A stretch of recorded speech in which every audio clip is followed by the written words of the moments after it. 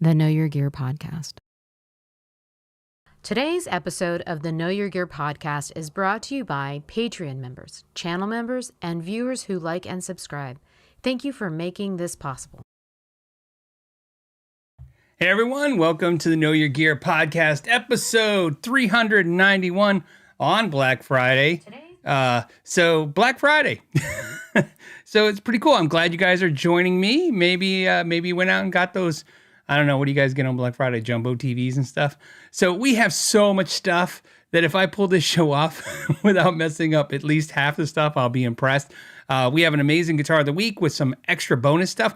We have some highlight stuff. We have some crazy questions. We have some crazy, you name it, all kinds of stuff. Plus, you guys are here. You guys, you're going to let me know what you guys want to talk about as well. But you guys have been emailing me all week. There's so many subjects I know you want to talk about that I know we're going to be talking about those. Let's do some quick announcements. By the way, if I pull this off, we are going to do 6 and like a bonus. I don't know, 7 or 8 winners today. I want to pull a ton of winners. We're just going to do a crazy amount of winners. A lot of fun pictures, a lot of stuff to share. What am I talking about? If you don't know what I'm talking about, you show us your Know Your Gear swag contest. You can make your own swag. You can buy some of our swag, and you send us a picture, and if I pick it and we talk about it, or in this case, today's case, it's like I picked 2 and then we randomly picked like another, 6 or so. So we're going to have a lot of winners today. You win all kinds of cool things. So make sure to enter. Those links are all there below. So check those out. Also, a couple cool announcements that are important. If you like Instagram and Facebook and TikTok, we're on there. It's a good little reminder that we're on there. I know some of you guys like those platforms. We've been posting now on the regular. We actually have someone helping me dedicated to doing that. So it's really cool. I do it, but they're helping me, which is great. If you don't like Instagram and TikTok, I don't blame you. I don't like them either. Guess what? You can go on Patreon now for free. So there's 4 tiers. The first one is free. It's not a free trial. There is a free trial tier. So you guys know, there's free, never charges you, no problems. You can be free forever. And then there's a $5, $10, and $25 tier. And for the $5 tier, you can do a 7-day free trial to make sure you like it. But the important part is if you're on the free tier, what do you get? Well, you get some announcements and some background stuff, not a lot. But what you do get is all the stuff I post on my other media, social media and stuff. I just posted there as well too. So you don't have to see the other social media crap. So there you go. That's an option for you. We did that just for you guys because I'm like you, I'm getting really pretty sick of the other social media landscapes. So, but I post some funny stuff and I like to have fun and I stopped posting because I don't enjoy those platforms as much. And then knowing when we found out about the free tier on Patreon, I was like, I can post there. And if I'm posting there and I'm making it, might as well post it on the other platforms. It always gets other people. So there you go. That's it. What else? That's it. That's the announcements. That's all we had to basically announce. Other than the second channel, we should shout out the second channel. There's a second channel, link down below. If you want to see clips of these podcasts and other bonus material, you can go to the second website, our second YouTube channel. That's all I have to say. Okay, we're going to get into all kinds of stuff. What do we want to talk about first? Okay, so the first one came up. And so what happened this week is I did a bonus podcast for the patrons, which is one of the services for the $5 tier. But however I promised the patrons and the channel members an extra bonus, a behind the scenes, if you will, a deep dive of the Guitar Center video. If you didn't watch this week, I made a video where I went to Guitar Center. It was not sponsored. I went there, I bought a guitar, I did some trading, and I kind of walked you through the trading. And then I kind of did a little behind the scenes thing for the patrons, and I never underestimate the kindness of people, even though they pay for that kind of service. And that's how I kind of fund this. Well, that's how I fund this podcast. I got an overwhelming amount of response from the patrons telling me to share it with you guys. So I'm going to share the breakdown because it's pretty cool. So if you guys didn't see the video, you might be a little lost, but I'll try to make sure that I don't leave you guys behind. So here's what happened. I went into the Guitar Center in Tempe, Arizona. What day was that? Just so you guys know. For reference, I can tell you what day I actually went in there. I went in there today on the 18th. So Monday the 18th, about 10:30 in the morning, right after the open, we got permission from Guitar Center to film in the store. We did not have them tell them what we were up to, so to speak. They knew there was going to be filming. In fact, that's why it took an extra week to get their video released to you guys. I needed to get releases from the employees that were in the video. Otherwise, we had to blur them out. So what happens? I go in the store with $500 cash of my own money and some guitars to trade in. I had a Harley Benton, and I had an Epiphone, and I had a Squier, right, to trade in. And I thought, what would I do? And that's the problem with these videos. They're not what would you do? What should you do? They're what would I do? It's an easy video. I'm not an actor. I really can't handle that, remembering my lines kind of thing. So I just go in and see what I want to do. And what I wanted to do was basically see if there's something I wanted. So I traded in those guitars. So what I want to do is talk to you about how that broke down. If you didn't watch that video, watch this, I guess, and then go watch that video because it will make a lot more sense. So in the video, I bought a used, I'm trying not to sneeze, by the way. I've had crazy allergies, and it's driving me crazy. So anyways, so what I did is I traded them in and I bought a used USA made American Deluxe Tele, our Tele Deluxe. And they had listed for $1,000 used. And I traded in 3 guitars, an Epiphone SG, a Squier Strat, and a Harley Benton PRS copy with P90s, and they gave me $501 for those guitars. I traded them in, put them towards that Telecaster, paid the difference of $500, and I'd like to say, and walked out with my Tele Deluxe, but it's still there. It's going to be there until December 4th, and I won't be, unfortunately, there to grab it until December 6th, I think. Some of you guys had a question about that. Let's talk about that. First thing that you have to understand is there's a 21-day hold on that guitar because it's used. Some of you asked what that's for. It depends on your state. It depends on your country. To give you a reference, in the state of Arizona, and this is important, there are 5 guitar centers. I'm doing the math wrong. There's 7 guitar centers in Arizona, 2 in Tucson and 5 in the Phoenix area. So 7 guitar centers. This is where it's interesting. In the state of Arizona, they have to hold, it's called pawn clearance. It means every single employee has to have a background check, a fingerprint check, and to handle basically used product. And then what happens is when they take in used product, whether they trade for it or buy it, they have to sit on it. They cannot release it to a customer for 21 days, not business days, just 21 days total, so that the information, the description, and serial numbers can be sent and submitted electronically now. Used to be on these sheets that you used to pay for and send in. Now they pay electronically. It's $3. So they send basically each one of those guitars. Guitar Center paid $3 each to submit to the city and state of Arizona to make sure that they're not stolen. Nobody's reported them stolen. It gives them 21 days to find out, to see if anyone has reported them stolen. It used to be 14, so they made it 21. Interesting fun fact that it may not be interesting, I don't know. I said there's 7 guitar centers that do that. I said there's 7 guitar centers. Hey, balloons. Yay. For those of you watching, because I have an Apple product, you have to disable some stupid thing that makes balloons or thumbs go thumb ups. Let's see if I do a thumb up emoji. I don't know. Whatever. Anyways, so there's 7 guitar centers in Arizona. One is actually on an Indian reservation. They don't have to do pawn clearance. So the Scottsdale, Arizona, they told us the Scottsdale one doesn't have a 21-day clearance. They just apparently, as soon as they buy the stuff or trade the stuff, they can sell it that day. So interesting, weird, fun fact, I guess. I wanted to tell you that just so you guys know, not only is it by state, by city, but obviously, that just illustrates it even more perfect. So that's why they're sitting on it. So even though they could sell me the guitar, they can't let the guitar release. Think about this. There's a small chance that I'll never get that guitar because before the December 4th's up, they might be stolen guitar. Somebody might have traded or sold them a stolen guitar, and then they won't be able to sell it to me. It will be returned to the original owner.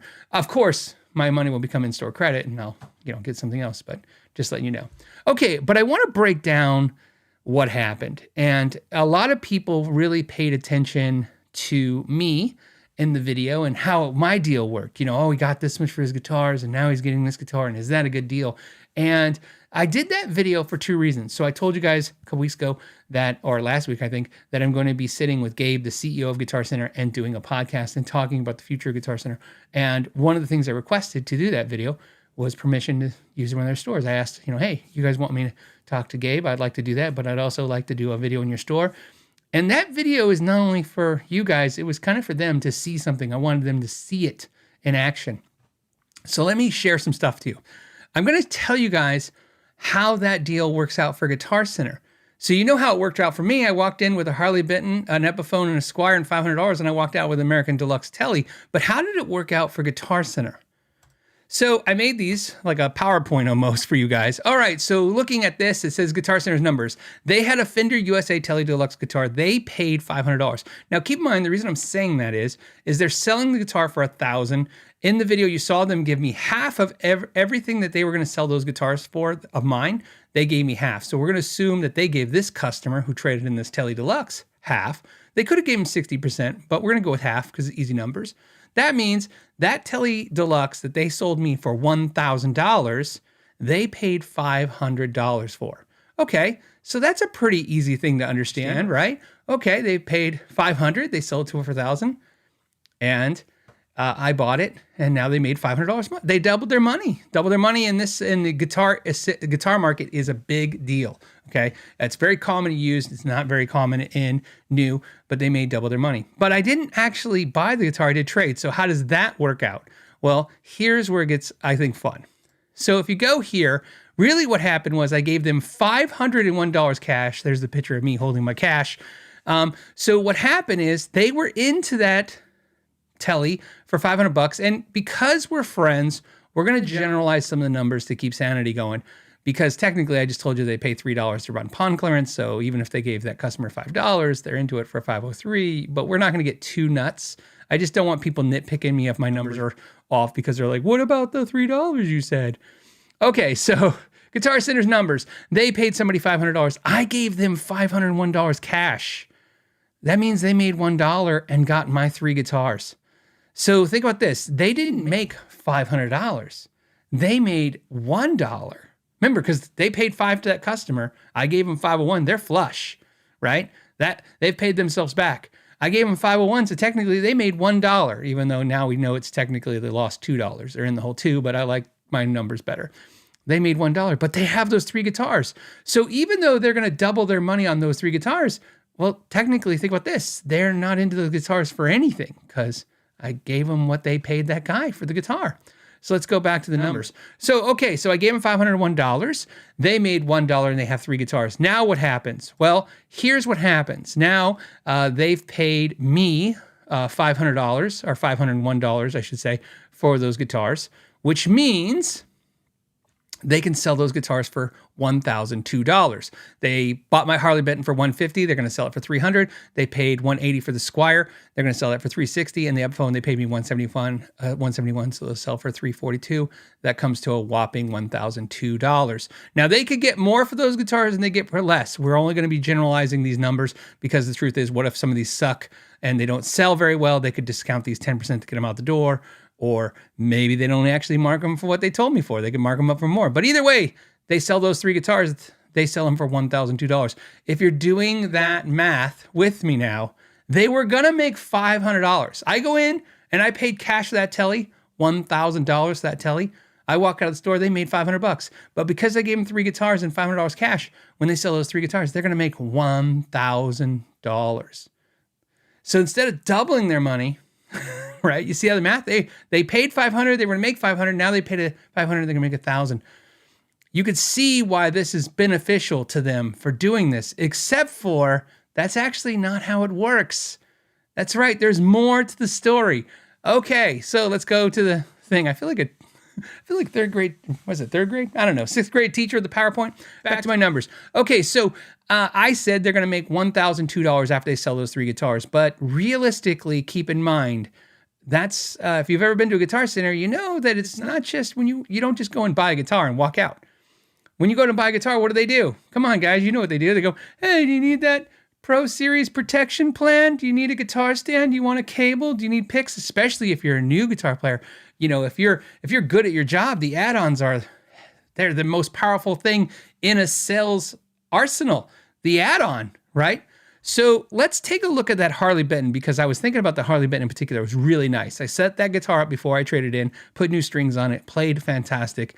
They're going to sell that guitar for $300. It's a PRS guitar with P90s. It played great. Let's say a new guitar player walks into Guitar Center and says, hey, I'm looking for a good guitar. Maybe that the clerk's name was Shane, by the way. He was super nice kid. I say kid, keep in mind he looked my son's age, but he could have been, older, younger. I have no offense to it. Maybe he goes, yeah, I took in a trade from a cool guitar. Maybe the guy is a repair guy even, and he even made sure the guitar plays great. We walk him over and he sells that guitar. Here's what happens. Somebody buys that guitar for $300, but guess what happens? Let's create this scenario. Let's say he says, well, you're going to need a strap, a cable, some picks, a gig bag, an amp, a stand. If you take the items of that, and I took this as generalized items, let's say $15 for a strap, $20 for a cable, $6 for picks, $69 for a gig bag, $109 for an amp, $20 for a guitar stand. That's $236 gross worth of add-ons. With a general 40% margin, they make an additional $94. Now, let's say that's a new beginner. Well, they need lessons. The Guitar Center wants to sell their lessons. Lessons are about $100 a month. Actually, I think they're more than that. And they make about $30, which I think actually they make about $40. But again, I'm keeping the numbers easy. That means if they sell that Harley Benton and we're able to add on to those things to the customer, they would make, not gross, they would make $424. So think about this. Guitar Center could have sold me a Telly that they paid $500, doubled their money. There's my thumb up emoji. Sorry, guys. So they could have sold a Telly for $1,000, made $500. Now, off that one Harley Benton transaction, they could make a total of $432, or $424. So obviously, if they made the $424 profit, they would only be $76 short of what they would have made if they doubled the Telly. But they still have an Epiphone and a Squier to sell. Now, we haven't even discussed what happens if that student doesn't quit. What if that student sticks with lessons for months, each month paying a dividend, $34, $30 to $40 a month. Plus, they buy other accessories while they're there. Maybe a learning book, maybe other items, maybe upgrade guitars. Those 3 guitars that I traded to Guitar Center, instead of making $500, Guitar Center could make potentially $2,000 or $3,000. And essentially, if a customer walked in and bought that Telly and left, that's one customer. That's the end of the transaction. But because I bought them 3 guitars for the one, because I brought those to them, they are now going to sell 4 guitars out of that one store. That's 4 customers instead of 1. That is what Sweetwater cannot do. That is what Amazon cannot do. This is how the mom and pop business model works when it works great. A lot of you guys always ask me, what about mom and pop shops? What about this? Look, I like I said, I am loyal to my addictions, my guitar addictions. So I'm going to shop at Guitar Center. I'm going to shop at Sweetwater. I'm going to shop at the mom and pop shops. I'm going to shop at a gas station if they sell guitars. I'm just addicted to them, okay? I love guitars, and I don't really kind of discriminate that way. I have my preferred way, methods of buying, and because I had a store for 13 years, I do lean towards the mom and pops more. There's a kindred spirit to that, of course.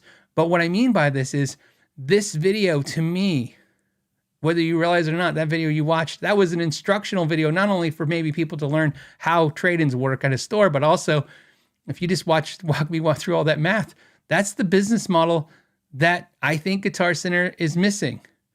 I don't think they should solely do used gear. I think they should really be focused on that thing that Reverb can't do, that Sweetwater can't do. Your competitors can't do it.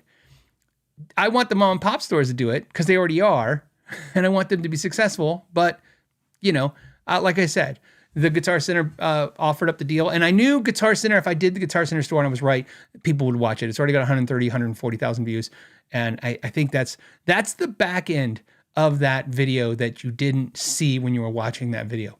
Think about that. I want you to kind of permeate all those numbers. I know that was to some of you that was a lot to go through really fast. But imagine the advantage to them and how their inventory would just escalate and plume as those transactions happened. That's a great way to get all these guitar players who, during COVID, got into guitar either first time and got in their, their Amazon guitars or their first time guitars, or some of these guitar players out there like you guys and me that kind of bought a lot of guitars. We're sitting on way too many, and the market's a little soft right now. It's a little hard to sell. And when you do sell, it's a little bit more pain in the ass. Let's just be honest. Selling online or selling in person. This is how Guitar Center can, in my favorite way of ever always saying, the best business model solves a problem. They could solve a lot of problems by making it an environment. Heck, they could give us more for our trades. You can see in their business model, they have the ability to do it. Now it's not just that easy, because like I said, there's costs. Keep in mind, the more trades they do, the more potential stolen guitars are going to be kind of funneled through there, and they're going to lose out on that because it's not a pretty picture. Guitar Center, I don't want to speak for Guitar Center, but in my experience in the past with Guitar Center, when a guitar comes through stolen, Guitar Center always just returns it, and they eat the money. And I don't want to talk about it today because we've done a podcast about it before, but I explained how that works when your guitar is stolen and then it's pawned or sold to a place, and how basically it doesn't mean you automatically get it back. It's you got to go to the court with the business, and you and the business to figure out what's best. Sometimes you have to pay the business what they paid for the guitar. Sometimes you might have to pay what the business wants for the guitar, and sometimes the business has to give the guitar back. It all has to do with how ethical the business was when they took it in and the situation. And if you guys can amicably figure it out, that's great. But a lot of times if a judge decides, the judge decides, and that they always weigh into, what hurts the business who wasn't doing anything wrong versus what hurts you, and they kind of come to that conclusion. But Guitar Center, in my experience, has always just gave the guitars back. Somebody will probably have a different story, because somebody always has, well, not me, but I'm telling you from my experience of years and years, it was always that way in the past. So with friends or family that had issues. Let's see.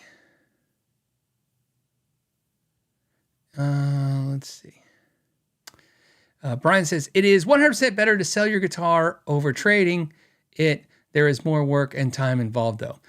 It is tough to say what's better. I have to tell you, I got to tell you, again, I always keep everything very upfront with you guys. The guitars I traded in the Guitar Center, so I bought those guitars. As you know, I didn't, this wasn't a sponsored video anyway. I bought those guitars. I want to tell you a funny story about those. I bought those guitars from a friend. Kind of keep it that way for now. Well, I'll just say this. A friend who has a music store. I went into his music store and I said, I just told him, because I said, hey, look, he obviously knows I'm a YouTuber. And I said, hey, I want to do a video where I trade in some guitars to Guitar Center. I did a lot of research, so you guys know. I wanted the video to really speak and be informational. When I originally thought of doing a trade-in video to Guitar Center, my first thought was, well, what do I do? Take a Paul Reed Smith that I have, let's say PRS sent me a guitar, or some company sent me a guitar and I have a guitar to get rid of. I take it in and I trade it in and get something. And I'm like, what's the lesson there? I go, the reality is there's a lot of people with a lot of guitars, and trading I think if I went and trade a PRS for a Gibson Les Paul or something like that, I don't know what would be interesting about that as a video, but more importantly, what would anybody learn from it? And to be honest with you, like Brian says, I can just sell those guitars. In fact, 90% of the time, if I want to sell a guitar, my friend base and my viewer base wants to buy the guitars from me. So I've had no issues selling guitars over the years, especially having the YouTube platform when I post them. But I wanted to do something fun. So what's interesting about those three guitars is this. I specifically went in and said, hey, I need to buy 3 guitars. I want them to be very common guitars. I said my number one videos during COVID was Epiphone, Squire, and Harley Benton, and so was pretty much all the other reviewers. And I go, so I'm assuming a lot of people out there have them. I think those are cool guitars, and I was curious. So you guys know, one of the things in the video I was thinking was going to happen didn't happen. I thought it was going to be a lesson of like, buy brand names because I thought Guitar Center wasn't going to take the Harley Benton. I was like, I was like looking for an off-brand brand. I was looking for an Epiphone. I was looking for a Squire. But all 3 of those guitars had one thing in common. They were sitting in his store for a while. And so he was trying to sell those guitars for pretty much what Guitar Center gave me. I let him see the video afterwards. and let him react. I should have filmed it. I'm sorry I didn't film him, but I let him watch the reaction, and he flat out said, when they said 180 for the, what did they say, 180 for the Squire? Is that what it was? Let me go back. He was trying to get 200 for that Squire. He said, I would absolutely have took 180 if you offered it. He's like, if anyone offered me 180, I would have took the Squire. And then when they said 150 for the Harley Benton, he said, I would have absolutely took 150 for the Harley Benton. The Harley Benton, I can tell you right now, that was the hardest one. When they gave me 150 for it, I was in shock. I thought they were going to be $100 because, everybody speaks like now, like I would have bought it for that. But I mean, if I would have thrown that on Craigslist, that thing would have rotted for months at 150. So it's a funny thing about trading and buying. There's times you don't want to take, and that's kind of why I didn't want to take a premium guitar to a Guitar Center and trade it, because you don't take sand to the beach. If there's a great guitar, I don't have trouble selling it. The problem with those 3 guitars right now, which is the point of the video, and I hope somebody really learned that from the video, is those are the 3 guitars that when you go out there, that's what everybody's trying to sell. There is definitely a lot of those for sale. Having an Epiphone, a Squire, they're great guitars, but there's just so many of them, mid-price guitars out there for sale, as you guys know. And, but so you get the idea. So, the fact that they traded and did a pretty decent job on the trades, like I said, we still all agree. I think they were a little low on the Epiphone. The Epiphone, so if you want to know the math on that, that was the other part of the question somebody asked me, was why did they lowball me so hard? We don't know why they went up in price. So, let me tell you why. If you watch the video, they walk away. The employee walks away and talks to the manager. We didn't get to see that part. We didn't follow him with the camera. We didn't think to. When he offered me the $95, I was a little in shock. You can hear it in my voice. I'm like, $95? That's it? Are you sure? Because I was like, I'm thinking he's looking up the wrong guitar. And he's like, yeah, no, that's what they're going for.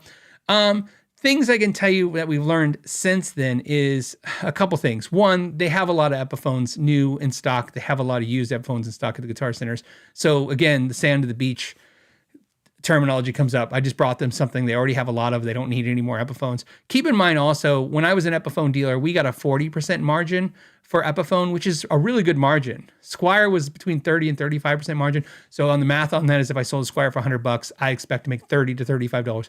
An Epiphone, if I sold it for $100, I expect to make $40 of that profit. So given that I was a base level Gibson Epiphone dealer for years, I would assume that I'd be shocked if Guitar Center was not getting a better margin than 40%. How that happens, there's all kinds of ways that margins can be increased by giving co-op dollars for advertising or incentives or free guitars or whatever they do. But I would say, let's say to have 40% margin, I wouldn't think would make sense. They have to have 45 or 50%. If they have a 50% margin on that Epiphone was selling new for $550 on Guitar Center's website. That means they pay $225 for that Epiphone I was trading in. So when I was thinking like, oh, I'd really like to get $2 to $225 out of it, they're like, well, they pay $225 for them new. So they didn't really want to give me that because they got new ones sitting around they can't sell that they're into for $225. So that's part of the reason why they didn't want to give me a whole lot, because it just, again, it's sand at the beach. I was bringing them something they have a lot of and they get a really good margin on it. Why he came up to the $171 price, I have no idea. They didn't tell me. He didn't say anything.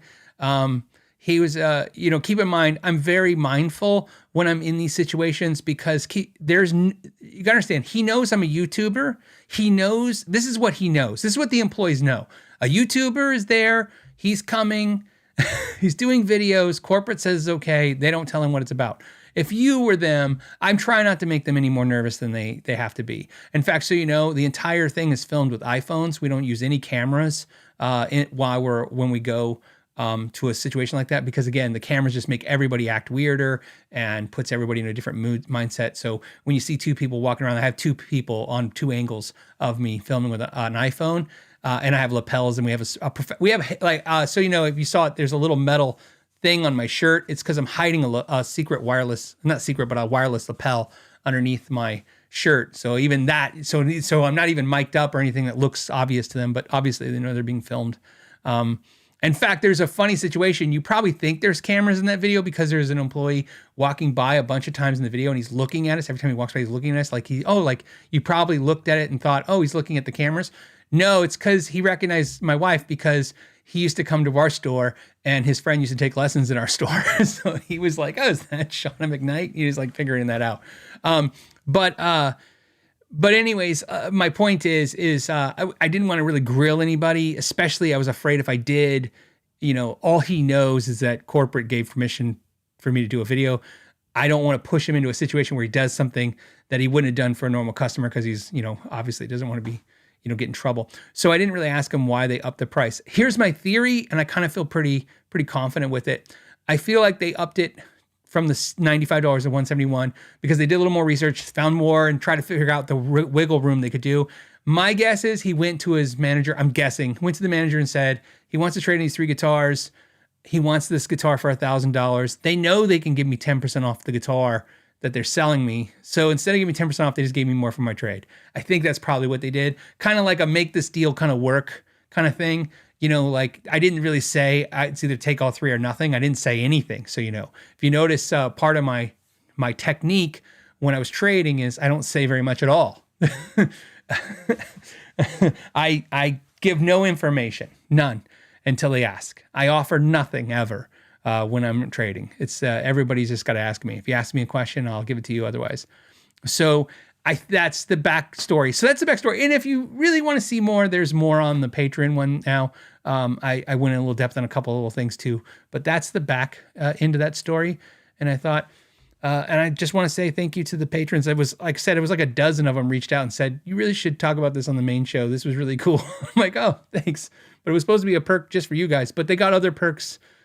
So hopefully this works out. All right. What else do we got? We got other stuff. How are we doing? Let's do a giveaway. Let's jump over to the giveaways now. This one will be funny. This one made me laugh, and it's got a funny story. So I have 2 winners because they sent basically the same picture, and I kind of couldn't figure out which one I like. So I'm like, they both got to win. Here's how it works. We have Scott and Sean. Both Scott and Sean are wearing a I got drunk once and found out how fast Sweetwater can ship, which is a famous Ralph, my buddy Ralph, said on his birthday, which by the way, his birthday is tomorrow. So it's kind of ironic that these came. Hey, I planned it for that. Anyways, they're both wearing the shirt. One is, of course, holding a bunch of bourbon bottles. It looks like a whiskey, and they got a nice Les Paul. That is Scott. So that's a funny picture. Sean is sitting here with his shirt. He looks passed out. He's holding what looks like a beer bottle. He's sitting in front of Sweetwater. That's actually in front of Sweetwater. Sean's story is actually funnier. I want to tell a funny story because Sean doesn't know this story. So I met Sean at Sweetwater. A couple years ago, I was at a Sweetwater event with a bunch of YouTubers, just walking around filming content. And I was filming content. I was walking around. If you haven't seen a lot of footage of Sweetwater, it's a giant campus. It's huge. It's massive. I mean, it's so many buildings and so many things. I was walking around the campus and I bumped into Sean. And he said, hey, how's it going? He's like, hey, just want to let you know, Phil, I like the show and I'm a viewer. And I said, cool. And he goes, I'd like to buy you lunch. Can I buy you lunch today? And so I remember I had some card and I said, well, actually they give me lunches here because Sweetwater gives you this little pass and it lets you kind of get lunches for free, right? So we go to the cafeteria for free, which is nice. I said, so I already got free lunch. I go, but you want to come just have lunch with me? He's like, sure. And I go, I got to meet some friends. You want to come meet with some friends? And he's like, sure. So me and Sean are talking. We go in line. We get the food. And, he's a nice, cool dude. I enjoyed the conversation immensely because it's obviously guitar. That's what I love about this channel. I get to meet you guys and we talk guitar. So I sit down and my 2 friends that I'm having lunch with is Robert Baker from the YouTube channel and Tim Pierce. So now it's me, Sean, Tim Pierce, Robert Baker, and the 4 of us proceed to have lunch and discuss things. And it was very nice. Of course, you can imagine, if you know those 2 channels, they are who they look like on their channels. They're nice as hell. They're just really nice, sweet guys and just happen to be super talented. So Sean, me, and Robert Baker and Tim Pierce have lunch. We discuss guitar. We discuss our love of guitar, all the things, music, you name it. And at some point, we finish the meal. And of course, we have to get back to work, right? It's the three, got to get back to the grind. So I said, hey, it was super nice meeting you, Sean. Tim, says, nice meeting you. Robert says, nice meeting you. That's the end of what Sean knows the story. So Sean, you won a gift today with your picture, just like Scott, but now you get to hear the back of the story. So when going back upstairs, because there's an upstairs area for the YouTubers, Tim Pierce out of nowhere goes, so who is that guy again? he goes, he's like, is he an executive here at Sweetwater? Like he's Tim Pierce, like trying to figure out like, what's the connection here? And I go, oh, he likes my podcast. And Tim's like, what? And I go, I bumped into him at outside the cafeteria, and he's just a viewer of the show. So I likes guitars. I thought he's like, he was a really nice guy. And then Rob Baker was like, yeah, he's a really nice guy. And I said, yeah. And they go, oh, we didn't know why he was there. We just assumed like he was maybe a VP at Sweetwater or somebody you knew in the industry, or we didn't know. And I was like, yeah. And they go, oh. And I go, well, I introduced him, but I didn't introduce him as anything other than Sean. So Sean, so you know, they enjoyed your company. We had a great time. Everyone had a great time. But it was funny walking upstairs because they were both like, who is that? And I go, it's Sean. He likes the channel. That's like, and they get it, man. They were like, oh, that's cool. He was great. So that was the story. That was my story. But I never thought to introduce you as anything more than Sean. So Sean and Scott, what do you win? You're going to get a Sweetwater restring kit. No, did I say Sweetwater? My brain, just for some reason, Shauna does it too. For some reason, Stu Mac and Sweetwater, I just can't get those two words straight. You're getting a Stu Mac, even though your picture was at Sweetwater, Stu Mac restring kit. So you both are getting one. So Shauna will make sure that Allie at Stu Mac gets you those kits out, hopefully in time. Well, they'll be in time for Christmas, I'm sure. So there you go. Thank you for the pictures. And it was funny, like I said, and perfect time for Ralph's birthday. So great. Yeah, Brian says Stewwater. Yeah, you know what? It's probably going to have to be like that, or Sweet Mac or something. I'm going to have to figure it out. It's definitely messing with me. Okay, so let's get into another topic or question. I have other ones too as well. Let's poke around. I'm sure Amanda's sending me stuff. And okay. Oh, wow. More than I thought. Brian says, hey, happy holidays. New Gear Day, Saldano, Astro 20, Fender Player, Telly, Anakili, Octopi, Pedal, all on Crazy Sell at Guitar Center. Find those deals. You know what? The deals have been good this year. I've heard both sides of that coin. Both are right. For the people out there saying, hey, these 20, 25, 30%, 40% sales have been pretty legit. They're pretty cool. And I've been really having a lot of fun. I agree with you 100%. And for those of you saying, yeah, they're just putting them back to the things they just jacked up the price on, I agree with you 100% on that too. So I did buy, I told you guys last week, I bought some stuff on the deals.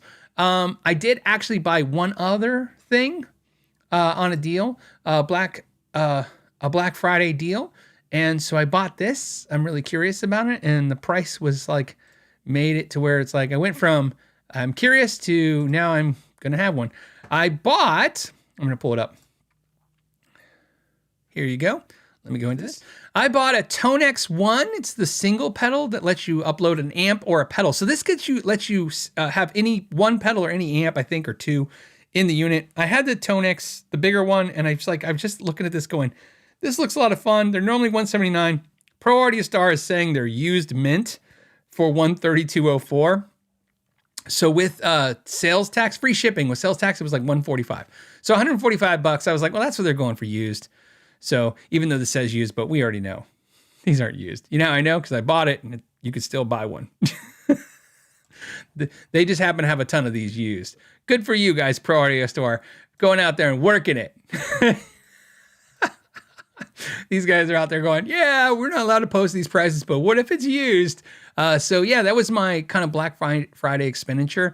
I also put some of my favorite, again, Black Friday deals off to Sweetwater and Guitar Center in the links down below. Something to keep in mind if you're going to buy anything at Sweetwater or Guitar Center this weekend specifically. If you use any of my links down below, it doesn't matter if you buy any of the things I talk about, as long as you just buy anything, as long as you click that link. You don't have to click it when you purchase. If you just click that link, like when you see the show, go and click the link and then just exit out of the website.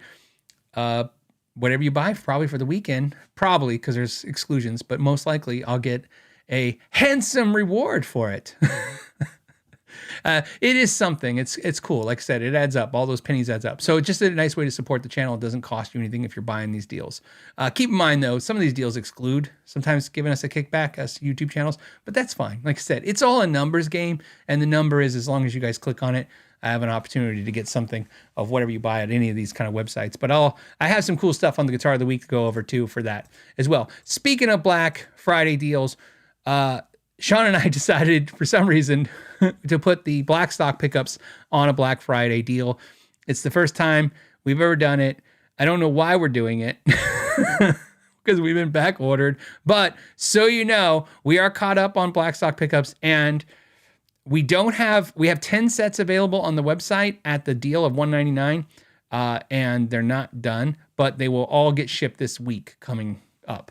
So, because we have no choice, because we have so much going on the following week. So everything will get made and shipped, done. Most of it's already done. We're just, got to finish up a few things. And so there's some black stock pickups for $199, but only 10 sets.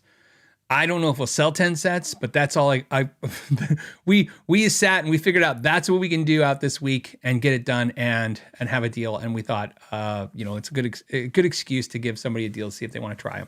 So for those of you, you know what? I'm going to take credit for it. I was going to say, I didn't plan it this way, but you know what? I did plan it this way. The Guitar of the Week this week has black stock pickups in it, so you're going to hear them. So there you go. I'd say I planned it, but I also have to point out that I didn't decide to put the black stock pickups on sale or even put 10 sale until I'd say a minute before the show went live, but it was actually a minute or two after the show was supposed to go live because I was confirming with Shauna, you think we could get 10 sets out this week? And she's yelling from upstairs, and she's like, yeah. And I'm like, all right, then I'm going to do it. And so I went into the website and hit it. And then that's what made me a couple minutes late to the show. Okay. But you know what? It's good times. What else? More subjects, more topics, more guitar stuff. Stay focused.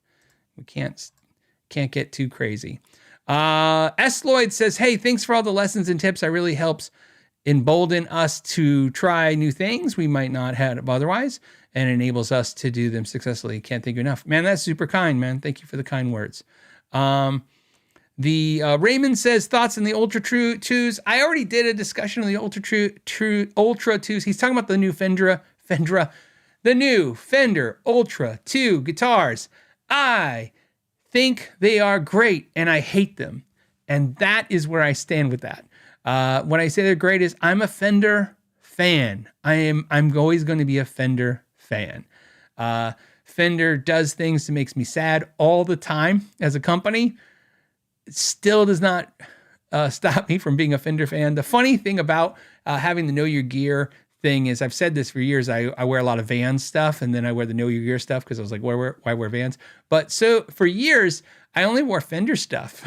Like my whole wardrobe was just Fender clothes. I just like Fender so much. I love the Fender logo so much. I like Fender guitars. I'm a bass player, so of course the Fender bass is like my favorite bass. The Ultra 2s, in my opinion, they're good because I think Fender makes good guitars. They are not great because they could give you so much more for that price. And I really believe that that's one of the downsides of the big corporate thing is you got to screw us a little bit. And what I mean by that is that guitar could be better.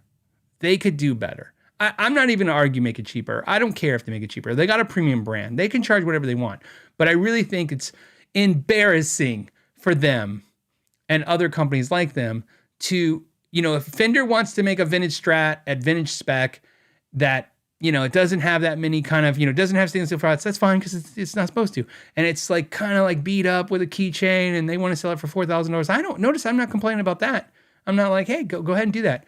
But to me, if you want to go out there and say, we made the most advanced guitar ever, the Ultra 2, and then you don't make it half as good as half your competitors for the same price or them selling it for less, it's an embarrassment. If you're going to make something called the Ultra 2 and you're going to do a courtesan neck, okay, cool. But, and my argument is not only stainless steel frets, I think it should have some other features. There's a lot of features that they just don't. The reality is this. They have the power and the strength to spend more. They probably spent more marketing that Ultra 2 than most companies get to sell in that kind of in guitars. So that's why. That's why I had no interest in doing a video about them, because I have no interest in it. It's not, if you have one, if you like it, I get it. I like stuff people hate too. When I say people, I mean like me. So I wouldn't be upset if you told me you hate my Kiesel. You shouldn't be upset if I don't like your Ultra 2. But me, I like my Kiesel, but I've said this before. I like it because I'm a Fender fan, and Fender doesn't make me what I want. I don't mean me as a YouTuber, as a customer, what I want. So I went to another brand. I'd like to see Fender come and do something really more better. So that's in my opinion. All right. Alexander says, hey, my 2 favorite fuzz pedals. Okay, 2 favorite fuzz pedals. Got a Mythos Golden Fleece. Oh, okay. So a lot of you guys just excited about stuff you bought today. I understand. I'm showing the stuff I bought today too. Grumpy Guitar Mic. Nope. Grumpy Mic Guitar. Proving my dyslexia is kicking in or something. I recently traded a guitar at GC and bought 3. Oh, no, he recently traded a guitar that he bought. He recently traded a guitar at Guitar Center that I bought there. Okay. So in other words, you bought it there and now you trade it back. They had records on of the sale. They still had to hold it. Crazy. Yeah. So, okay, let's clean that up, what he's saying. So basically what he's saying is he bought a guitar at Guitar Center and then he traded it into them later and they still have to hold it for pawn clearance. Yes, that is the law on that. You can, if it was in the return window, you can return it. They don't have to run it through pawn clearance. I had this argument with my city once when through a big fit. Because at the time, which by the way, the laws were not as strict. As you guys know, I said this last week that my store didn't really buy guitars. We just traded guitars. So we didn't do a whole lot of buying. And then what happened was, I think then, I don't remember what we were paying. It's probably $2. So you have to pay every time you run something through pawn clearance. It doesn't sound like a big deal, but if you do 200 things, I mean, that's $400 a month going to pawn clearance. And so what would happen is like this. Let's say I have a customer and his name's Mike, and he bought a guitar from me. And then 3 months later, he comes and he's like, yeah, he's had it for a little while and he wants to trade it in for something else, not loving it. And I traded it in. I didn't run it through pawn clearance. This is, so I'm not going to get in trouble because I actually had this fight with the city. And the city was like, no, you have to run that through pawn clearance. And I go, well, I sold it to him. So this is a true story. I got in a fight with the clerk of this because they didn't catch me. I just told them I wasn't doing it. I go, I'm not doing that. I'm not going to run that through pawn clearance. I run everything else, but I'm not running that. And the clerk's like, no, you have to. And I said, well, I don't have to. I sold it to him. I know where it came from. And she said, and this is a true story, she said, what if he bought it and then he sold it to somebody else and then he stole it back from them and now he's trading to you? And I don't remember what I said. I just remember like my whole head just like popped like a balloon. I was like, look, I don't remember what I said right then. I said something funny. I remember that. But then I'm going to tell you what I said to her next. I said, look, then fine. I didn't take it on trade. He just returned it with a restocking fee. I said, I'm totally allowed to return. I could put a 1-year return with restocking fee I can make that in my policy. So that if somebody buys something from me and 8 months later they want to return it, I'll just give them like a 30% restocking fee and I won't call it a trade.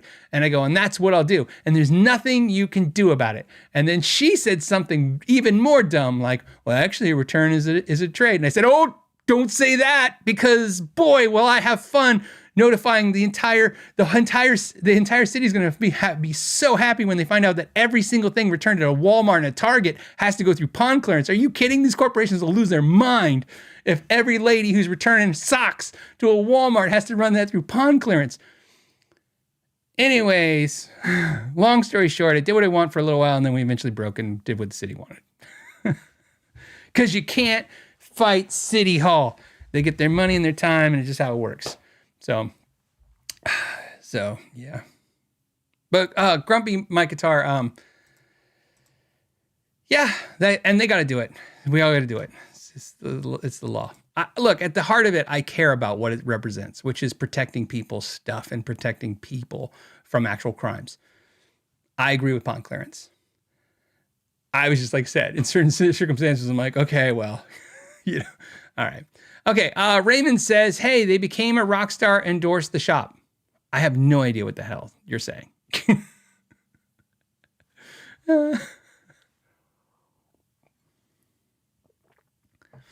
I don't know what that means. Sorry, Raymond. He just says, but I appreciate the comment.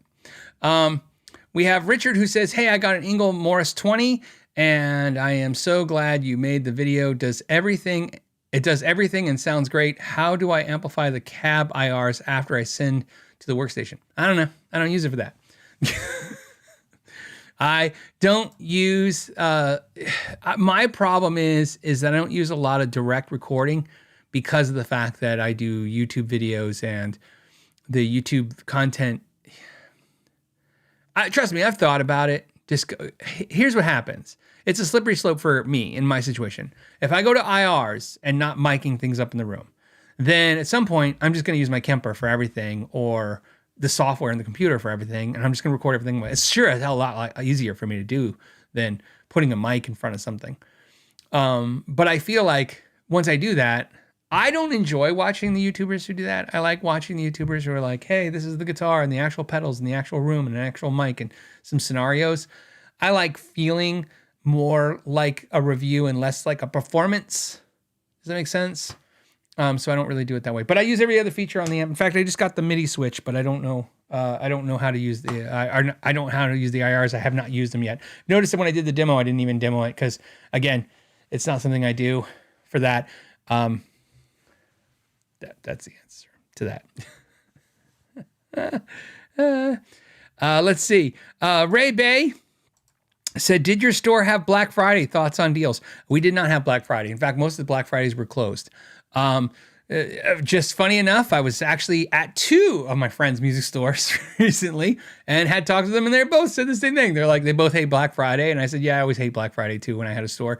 Not because there's tons of people buying stuff. It's because musicians really don't come to small mom and pop stores for Black Friday.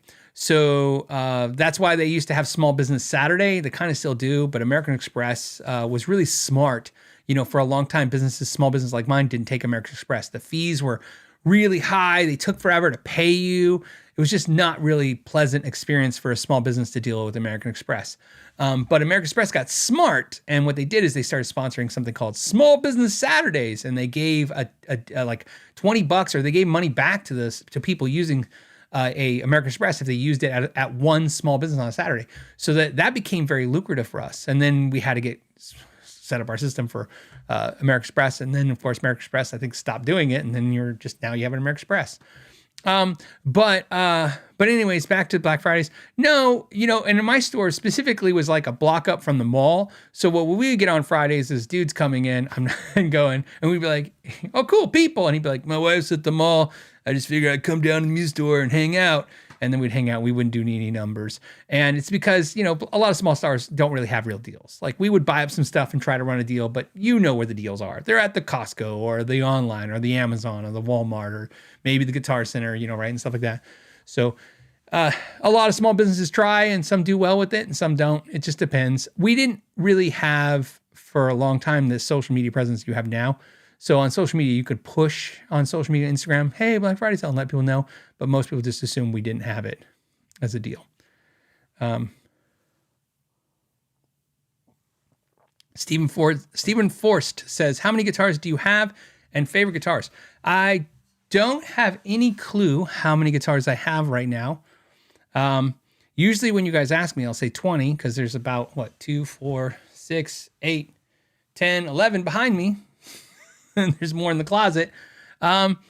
It's not a cop-out. I just haven't counted in a while. You gotta understand, like my guitars, my world is partly my guitars and partly the YouTuber world guitars that I'm doing. So there's always guitars here that are probably not gonna stay here. They're just either on loan here or, I got them in some kind of, for a video or something.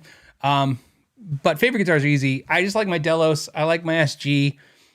I can tell you right now, the guitar. I'll just tell you I have a lot of favorite guitars because obviously my wife got this Universe that I'm pointing at, and this amazing one of a kind Paul Reed Smith private stock, essentially is what it is.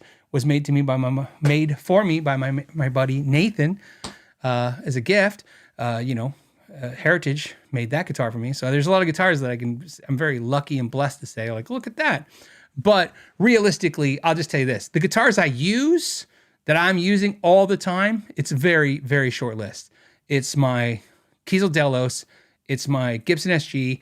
It's this Godin classical multi-ack kind of guitar, that bluish gray one I'm pointing at. And there's a Kiesel acoustic Zeus that I play, and a Kiesel headless bass. Those 5 instruments, I play those all the time. So much so that those combined are 90% of my time, my playing time on those instruments, and then everything else has to divide the other 10%, just out of habit. So it's like I said, the confusing part, and it always will be, is I have a YouTube channel. So there's just guitars for the YouTube channel. There's a lot of guitars here. So some are for the channel because I need them for to do the demos with and reviews, and some I have because, like I said, company sent them, and I don't, that was nice. And then, like I said, and then I have my own guitars. It's very confusing. It's the hardest thing to talk about in the, because I don't know how to make sense of it to anyone. Okay.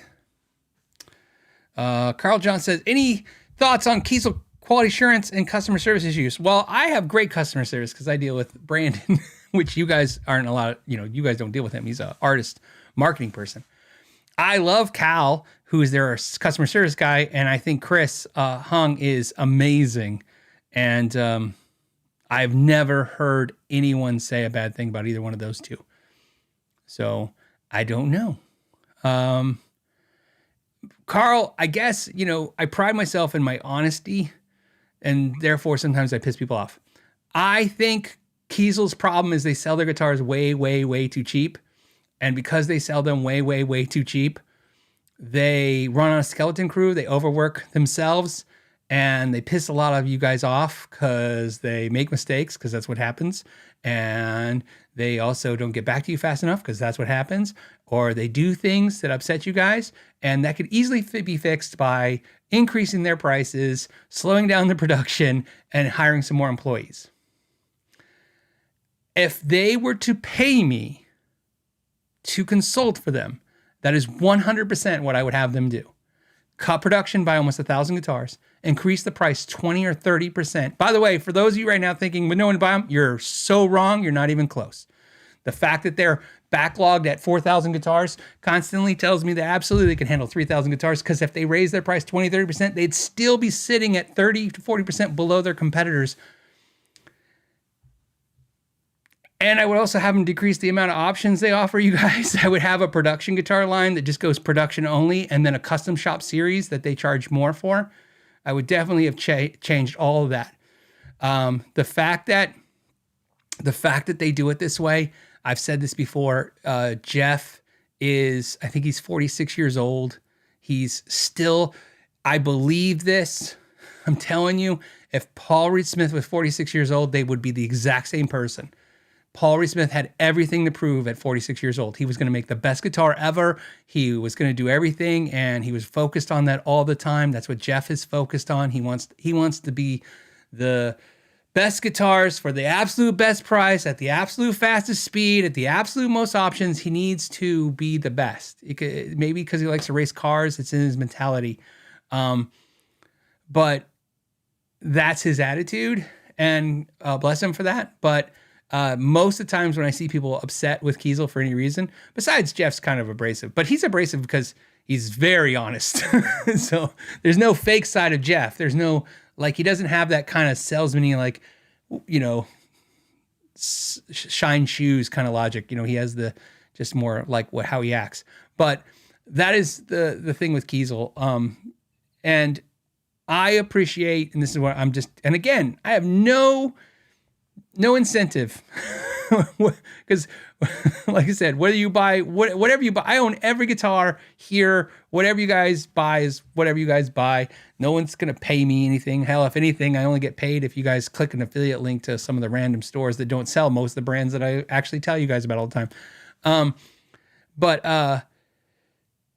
my point is that I think Kiesel guitars, unless somebody can prove to me something different, and I've been everywhere. I've been behind the scenes with so many factories and so many shops. They are making extremely price aggressive guitars for, they're custom shop. They're more custom shop than Fender custom shop, than Gibson custom shop, than PRS custom shop. They're more custom shop than, well, they're not more custom shop than, well, actually I think they're more custom shop than Sir's custom shop. They're very custom shop instruments at a very obtainable prices. I'm not saying they're cheap, but comparatively speaking. And I don't know. I have a pessimistic view on things. I figure this ends one of two ways. They either can't continue to do that anymore and they go out of business, or they can't continue to do it anymore and they raise their prices or cut production or cut option. Either way, I think Jeff can prove me wrong because he's that stubborn to make the brand do what he wants for as long as he wants. And you guys will probably complain for the next 20 years about it. Meanwhile, there are a half a dozen guitar companies selling you guitars in Indonesia for the price of what he can build guitars in California, which is crazy to see. It's crazy. So, it's nuts. Okay, so that's my tirade on that. So yes, but here's the deal. I'll just tell you this. If you have a problem with Kiesel Guitars customer service, just call Cal. There's one customer service person. So if you're upset about how long it takes to get back to you, there's one customer service person. So it's Cal. His name's Cal. He's a Navy veteran. He worked on the nuclear reactors on aircraft carriers. He's super nice guy. He literally got out of the Navy and said, this is a quote from him. He goes, I just want to work at Kiesel. So he got out of the Navy. When he got out, he literally went to Kiesel and went to them and said, I want to work for you. I love your guitars. And so he just works there now. So that's how he works there. So he's a super great guy. So call him. And if you have a bad experience, let me know. I'll be shocked to hear that Cal was mean to you because he's just too nice. Sean Brooks says, why anyone would want to build a factory in California is beyond me. I don't understand it either. Cost-wise, I don't understand why they don't move to certain other states where it's more cost competitive for them when it comes to like just the size of the buildings and stuff. But, you know, I've had this discussion with so many manufacturers and, you know, I don't know. That's another topic. That could suck up a whole other hour. Let's not do that. Let's do Guitar of the Week. Now it's time for Guitar of the Week. Awesome. Okay, so Guitar of the Week's got a couple things because it's Black Friday. First of all, let me talk about my rig. I'm actually going to run through my Engel Steve Morris amp. So that's easy. But I'm going to run through a pedal board because I'll show you that too. I'm going to show you the pedal board, then I got to hook it up. But I thought I'd show you the pedal board. I put a list of all these pedals, so if you buy any of these pedals, I get like a handsome reward for that. This is my actual pedal board. When I say actual, this is not my YouTube pedal board. This is my personal board. This is what I use when I'm not making YouTube videos. Although today, I guess I'm using it, but that's because this is the podcast. What's on here? Well, there's an Enhancifier pedal right there. I put a link to his website. There's no kickback for that, but so you know, keep in mind, these are expensive and they take a while to get. Then after that, I have this J-Rocket audio pedal. It's the MEL, I believe. I put the link. This is the Mark Lettieri Overdrive pedal. That's what you're going to be hearing, by the way. So that's where the tone's coming from today. I love this Overdrive pedal. It's fantastic. It's not cheap. I think it's on sale for $195. So again, none of those two pedals are cheap. That's what's funny about the next one. The next one is my absolute favorite delay and reverb pedal. It's the Nux or Nux Atlantic. This one's like $140, $150. It's reverb and delay. It's built in the same pedal. You can have either or both at the same time. And then I have a Ditto Looper. I usually will use my Boss RC1, but this pedal board, you can see, is the size. Why this pedal board is important is it's on my little Temple board. It's small, which I have a little power supply and stuff. And then inside I have the Cioks power supply, the DC7. I put a link to that. That's the power supply I use. What is interesting about this pedal board and why it exists, I actually thought to tell you guys this because a couple patrons came over. They were in town and they came over and we hung out and I showed them my Amplified Nation amp that they seemed like they all really loved it. And then I showed them that when I don't play through that amp, this is what I run through all my amps. This is how I get the Dumble tone. I've kind of figured out with this Enhancifier and this pedal and a little bit of reverb delay. That's how I get my little Dumble sound going. I just do. Okay, so Guitar of the Week is this 2008 Les Paul Classic. This is my absolute favorite Gibson Les Paul. This Les Paul took me forever. I mean, forever. So it started with this. Les Paul Classics, 2005 and 2008. It's possible 2007 years. Doesn't matter. For some reason, 2005 Les Paul Classics and 2008 Les Paul Classics, I like the necks. The neck feels like the 60s carve, right? 60s thinness, I'm sorry. But instead of the flat carve, it's a C, like 50s. So it's this hybrid neck. I absolutely love it, okay? Absolutely love this neck. So it is not super thin. It's not chunky. It's right in the middle spot. It's fantastic. So Carter's Vintage Guitars had this. So here's what I did to it. I replaced the knobs with these knobs because I think they look better, the top hat knobs. I replaced the poker chip on it just to switch, just for looks. I don't know. I don't remember if it was the other one was discolored or not. And then I put in Northern Lights pickups in it. So these are Black Stop Northern Lights, which is usually what I shove in most of my Les Pauls. It has standard Kluson style keys. That's pretty much it. Oh, okay, that's what I changed. Okay, so I did the top hat knobs, I did the poker chip, and I changed the truss rod cover to show nothing, so it has no logo whatsoever. That's how I like it. That's how I prefer it. I don't like it to say standard or classic or anything. So what I'm going to run through is that rig. So I'm running the Enhancifier pedal. For today's video, Enhancifier and fire into the Mark Lettieri, into reverb delay. Okay. There we go. There's the sound. Okay. Got a little bit of that overdrive going. Let's switch camera views to the side cam. Hey, look, in my picture you can see my new black and pink checkerboard Vans over there. I haven't tried them yet, but there they are. Okay. Let's see if we can play this. Here we go.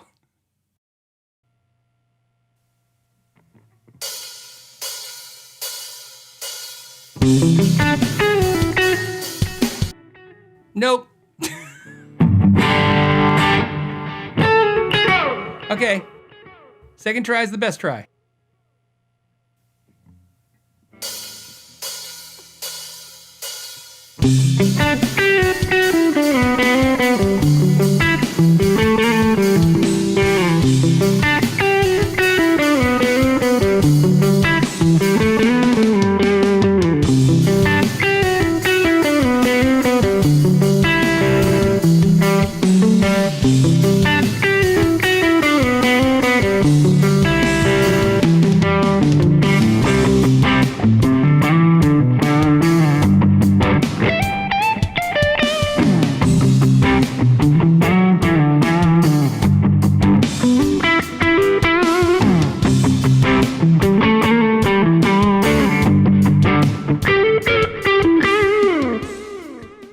Okay, so that is that overdrive.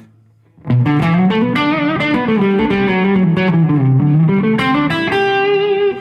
I love this overdrive because it definitely has that dumble-y thing. The dumble thing to me is, if you're soft, you get it barely into your overdrive. And if you hit, you get a little bit more.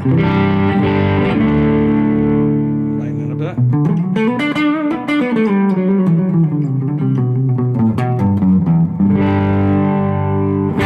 Now, the thing I hate about Gibson Les Pauls is that the neck pickup sounds big and huge, and then the bridge pickup sounds thin, which works great for heavier overdrives, but for light overdrives... Let's play that correctly. I'll stop looking at the screen and look at my guitar. That'll probably help.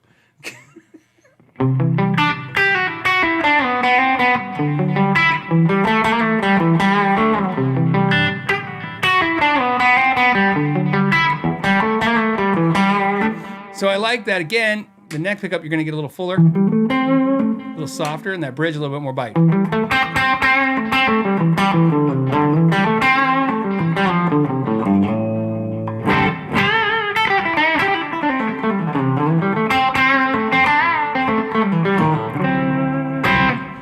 So now watch this. Now I'm going to play another track, and we'll play something a little bit more aggressive. So I'm going to switch now to the actual Ingle. So you're going to hear the Ingle Overdrive, and let's do that. Here we go.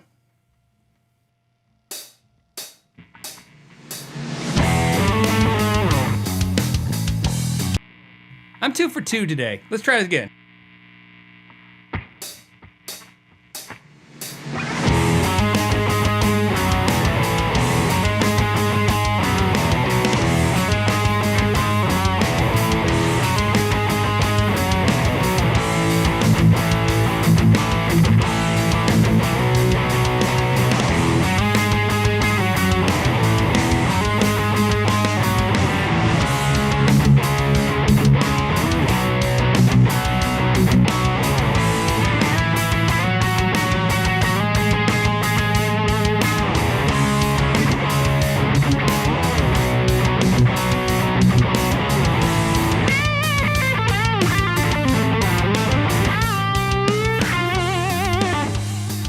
All right, see, if you work hard enough, you can figure it out.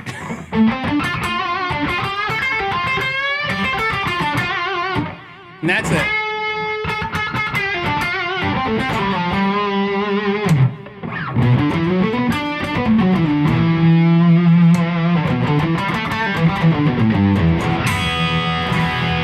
So my whole thing with tones on a Les Paul is, let me switch over, is I like to have, again, actually, let me switch to clean. Here's clean.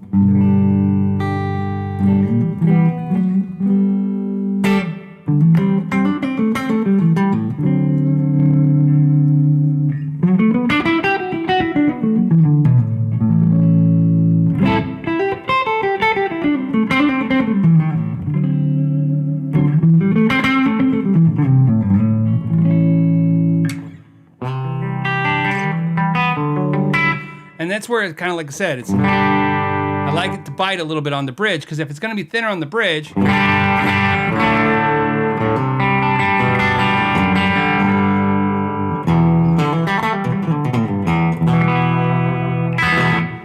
so let's switch to this. That is my 2008 Les Paul. Now, here's the thing that's funny about this. Why did it take forever to get this? Well, it took forever because I wanted a 2005, 2008, because I knew the neck was going to be the way I wanted it, which is, like I said, a little thinner C-shaped instead of a thinner, the flatter, like U kind of thing that the thin 60s do. But this guitar is 7.5 pounds. It is chambered because I think that's what they did. I don't know if it's just, well, it's not probably chambered. It's probably weight relieved. There's probably just holes drilled in it. Either way, I mean, it's 7.5 pounds. It's really light. So this is my favorite. When I got it, it had probably Zebra pickups in it, and they were probably 57 Classics is probably what I guess. And I just wasn't feeling them. And so I was like, I just want something a little bit, pushes a little harder, a little meaner when I'm running the gain, a little smoother when I'm running the clean. So that's what I did. So there is the guitar of the week and the pedals I used this week. And like I said, I put a link to all those pedals. I highly recommend that Mark Lettieri pedal a lot. But like somebody pointed out, the Zen Drive and there's so many good pedals out there. I just really like this. It's a little intimidating when I got it because it's got the EQ and thing in it. But you saw how I run mine. I run it almost flat with just a little bit more in the high frequency range. And so very, very cool. So that's guitar of the week. Super light Les Paul Classic and pedals. Let's do some winners. We got some more winners to do. More stuff to talk about. Winners next. Who do we got? I don't even know. These might be the random ones. Let's see what we got. Oh, this is Scott. This is his horse Dexter. So Scott made this picture for us. Check this out. That's pretty cool. So, I mean, obviously I love it, right? It's the Know Your Gear logo, but it's a horse plus acoustic guitar equals a horse with a guitar. I thought, of course, of course, a horse, of course. I thought, it's funny. My first thought watching this picture was, of course, the acoustic plays, of course, the horse plays an acoustic, because a horse doesn't play electric. They're outside. And then I laughed because I thought, no, horses don't play acoustics. They don't play guitar. But for a second, he got me because I was like, he goes, "This is my horse, Dexter." And I'm like, of course, it plays an acoustic guitar. By the way, I think I recall in the email, let me go to the email if you don't mind for a second, because I keep guys we're trying to get so much more professional around here. So when somebody wins, they go in a special winner folder, and then we just know where they're at, so that when you guys respond to us, Shauna knows what you're looking for. Plus, if you don't respond to us and tell us you won, Shauna then goes and tries to find it and tell you that you won. And so this was from Scott, and he also put something else in the email I thought would be worth sharing. He said, "Thanks for your service." Thank you so much. Thank you for your service too, because obviously he said, "I also spent some time with M88 and an M578." Yeah, so that's pretty cool. So yeah, the M88 was if the M88 was coming out, we're going in the mud, pounding track in the mud. So M88 is a wrecker. It's a recovery vehicle, and you use it to pull crap out of the mud. You pull a lot of crap out of the mud in the Army. All right. so he's another winner. So think of that. He's also going to get a StewMac restring kit. Got that right in the first try, almost like a professional channel around here. And there you go. So, all right. We have other questions to get to. By the way, I haven't hit anything Amanda's been sending to me, and I know Amanda's sending me stuff.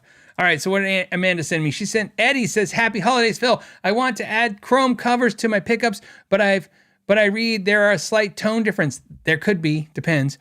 Do factories do anything to compensate this difference if you buy them with covers on? Okay, so Eddie, couple things. First of all, if you can hear the difference between chrome covers and no chrome covers, you won the tone lottery. Good for you. It's you and Eddie Van Halen and Paul Reed Smith and like 4 other really talented people. And the rest of us, we just say that we hear it. Well, we don't hear it. So do I notice a difference? No, I pick covers based on how they look. I am from the late 80s, early 90s era of guitars where you almost like buying a Barbie doll and buying dresses. I started sticking colored pickups in my guitars, and I started like turning my guitars into fashion. So that's why I do it. What happens tonally is a couple things. Because it's a metal cover and you put a metal cover over the pickup, and then that touches the metal base, and then you solder those together, 2 things happen in theory. First, you are going to kind of reduce the hum, the sound that can get into the pickup. But keep in mind, it's already a humbucker, but there is it even more so. It's less noisy, I guess. And also, apparently it changes the tone, and there's a lot of theories on that, but a lot of people believe it adds more resistance, which would make sense. It does make sense, because obviously the more wire, the more resistance. And if you're kind of connecting that, even though it's in the grounded side of it, it's creating more resistance. But the most important thing is the port is to know what really happened, which is really what happened was guitar players in the 70s figured out they take the covers off, they get more out of their pickup, and they run in the amp because remember, you gotta understand, before we had all this beautiful distortion on tap, these cats back in the 60s and 70s, man, they were just trying to get distortion any way they can. They were tearing speakers, they were shortening cables, they were using fuzz pedals, they were taking covers off the guitar, they were using different strings, they were hitting harder, they were running pickups closer. It was all they could do to just get a little bit more, okay? And you gotta understand now that is not the case unless you're running all vintage gear and still trying to replicate it the way they used to. So I wouldn't worry about that. In my opinion, some players are going to tell you they put covers on and they didn't like the sound. It's possible. Some people are going to say took them off, didn't like sound. It's possible. Me, I'm going to go with the looks more than the tone, because I would say whatever it's doing to your tone in modern day can be adjusted with some EQ or some gain or just a little adjustment. That is not enough to where I would put a focus on it. The only thing you have to know is this. On a pickup, when you put a cover on it, if you're adding a cover, I have a video on that. So somebody always makes fun of me. Goes every time he says Phil goes, I have a video on that. I have thousands of videos on how to do stuff. So it's just there you go. Anyways, on the video it shows you want to use some foam tape or you want to use some wax. You can use paraffin wax, whatever you just need to make sure that the metal slugs don't touch the cover, because you will hear clicking sound or squealing sounds. It's super easy. You can use tape if you have to, or you can use wax. Either way, it's an easy thing to do. And you don't have to solder it on. You just don't. You can just stick it on, just for the looks. and just double stick tape it on. It's cool. And you can buy really good covers on Amazon, really cheap. And then you just want to pay attention to the spacing of the covers. There's two spacings. There's an F space and a non-F space. One is like, I think, doing off memory, I should know this by heart. It's like 51 millimeters to 53 millimeters or something like that, or 52 millimeters is off. Just understand, it's very easy to, if the wider one is what you want, if you have a wider pickup for your bridge, and the regular ones are what you want for those. You know what's sad is, I just bought a bunch of sets of those, and I was just looking at those exact measurements, and I still forgot it, but they're in the shop. So that's the answer to that question. Johnny says, this also came from Amanda. Johnny, she grabbed Johnny's question and says, hey, Phil. Hi, Phil. What percentage of guitar sales are beginners guitars versus guitar addicts? I don't know that answer. There's no data on that. My guess is the guitar addicts buy more guitars than the beginners. I mean, it would make sense to me.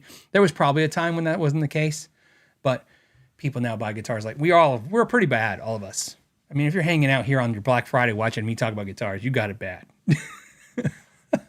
I mean, most people just watch me because they're like, hey, that guy's worse than me. It's like watching it's like when back in the day when your friend drank more beer than you and you're like, I'm not drinking as bad as Dave. That's your reference to everybody. Like, do you really need a third beer, Phil? Dave's on his fifth one. I'm not Dave. That's sounds like a cry from help. It's not. It's just an analogy. It's exactly what I'm saying. It's like, you need 7 guitars. Phil McKnight doesn't even know how many guitars he has in a podcast last week. So to answer your question, I think now it's probably guitar collectors and buyers, and we're all just it's crazy. But hey, I will always say this forever: there are worse things you can do with your money, by far. This is not the worst thing. Okay.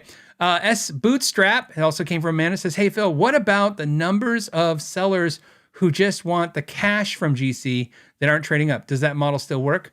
All those numbers would still apply.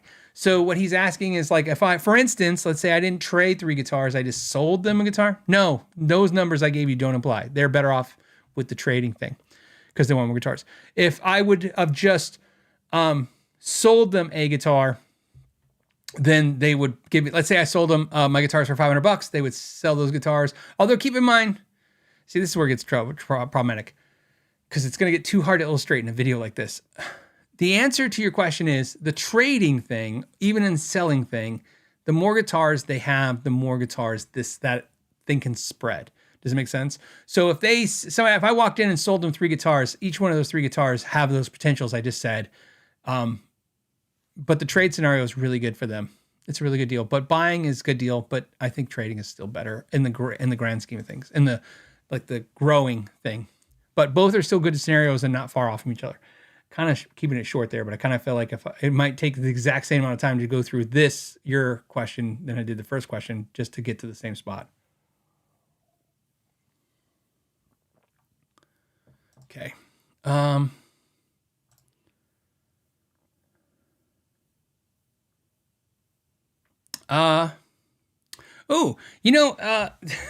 Jay Preston sent this, or Amanda grabbed it. Says, hey, Phil, I love your show and channel. Can you recommend a set of calipers under $50 or to avoid? Is there a difference between luthier and regular calipers other than fret gauge measuring? You know, what's great is I did a bonus podcast for my patrons, and one of my patrons just answered your question, and I'm going to that bonus podcast right now, and I want to thank that patron. I'm going to do a shout out for them.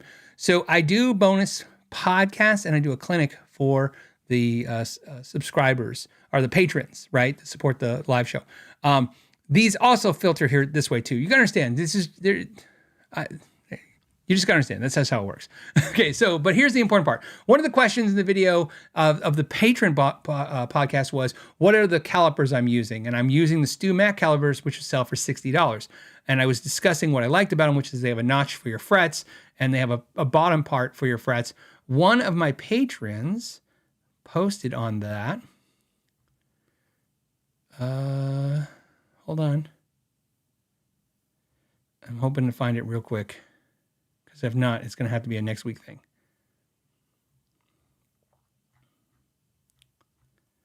Okay, why can't I find it? These are all the comments, right? Hold on a second, because it will be really cool if I can find it. What question for me? How long do local GC? How closely inspect? I thought I could find it fast, and I can't. He gave us a great. He found an alternative caliper that is less money, and posted it on here. Oh, okay. I figured out what I'm doing. I'm looking at the wrong one. I found it.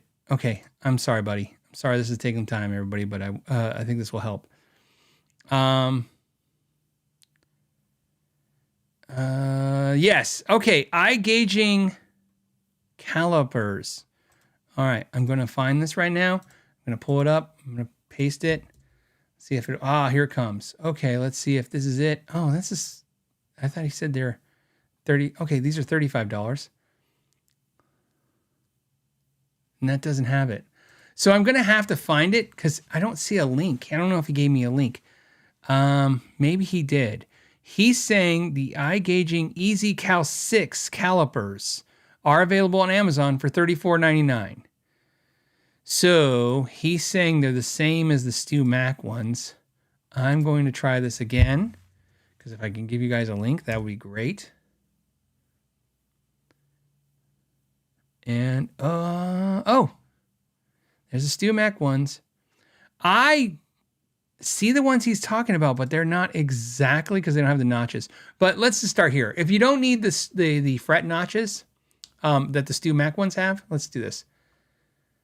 Oh, of course, it's not pulling up. So let's do this. Let me just share my screen with you. Okay, so what we have here is, this is the Stu Mac ones for $53.29. And you can see here, this fret right here, they can measure fret wire. Here's the ones he's saying.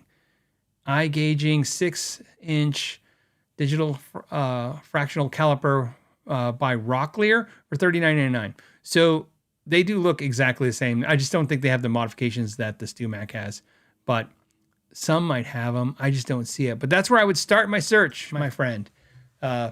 Those. But the only reason I use the Stu Mac ones is because they have the notches for measuring frets.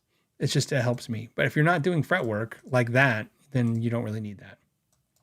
I've gotten so far from my main screen now that I have no idea what I'm looking at. Oh, there I am. Okay. Let's go back over here. Refresh this.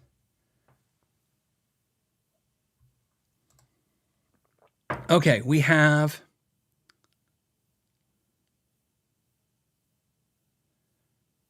Okay, we have Richard who says, oh, no, we did Richard. We got Ray Bay. Ray Bay says, did your store have Black Friday? We did that one. We did. Ray Bay also wants to know, Sam Ash calls you this week.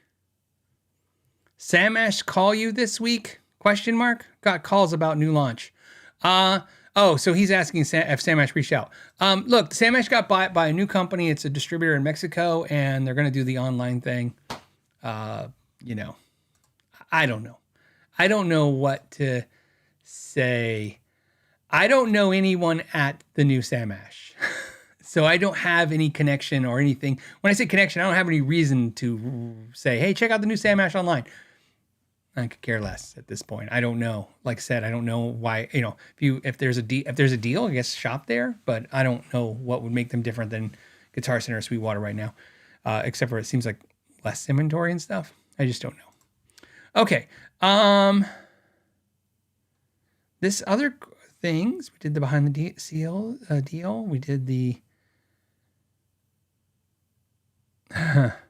So this one came in, of course. This one case, did you see the Trump guitars and then the cease and desist from the Gibson? This came in a lot. Yes, I did see the Trump guitars. I did not talk about it, not only because I hate politics. You got to understand, I hate politics for so many reasons. Not on the whole, like, whatever my political opinions then kind of alienate a percentage of my audience. It's not about that. This isn't like this isn't something I started doing because I started doing YouTube. I was like this before YouTube.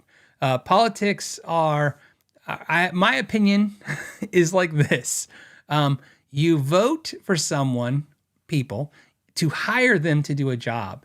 And like when I hire my plumber, or when I hire an electrician, or when I hire anyone to do anything, I want them to do the job I hire them for, but I don't see them as a celebrity now, or I don't see them as someone to discuss all the time. Does it make sense? But that isn't what I want to talk about. What I want to talk about is the question that they brought up, which is this. So it says Trump guitars as hit with cease and desist from Gibson. So let's go back one. This will be quick. There's enough videos about this on the internet. Everybody went for the clicks, but I'll just give you some insight because I know it's a guitar. It's because this became a guitar thing, I have to talk about guitar stuff, I guess. Okay, so here's what happened. So Trump did a bunch of guitars, or Trump's marketing company did a bunch of guitars. You can see here there's some acoustic guitars, and then of course, obviously some Gibson Les Paul looking guitars. Funny story is they see that they're sold out, but it's funny to me is they may not be sold out. They might have got the cease and desist and immediately just put sold out because the cease and desist, that's how a cease and desist would work. It's cease and desist from what you're doing, otherwise there'll be other legal action. And so in the cease and desist, they might have just said, okay, and they just put all sold out because that's way better than taking it down. That's a smart move, in other words, because I don't know why the cease and desist would stop them from being able to say that they're sold out. So the reason I say that is because they're still selling the acoustic ones. The reason this is not interesting to me has nothing to do with politics. This to me is just like when bands do this, Kiss, whatever bands have merch and they sign it and they sell it. And everybody's going to get riled up, but please understand what I'm about to tell you, because what I'm going to tell you is important for you and your sanity. So essentially what they're doing is they're selling these guitars that have these logos and stuff. They're $1,250. You can see here if I move it. And then like $10,000 if they're signed.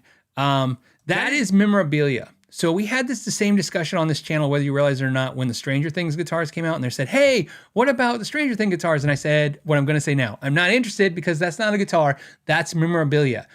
People do this all the time. If he was selling golf clubs or selling,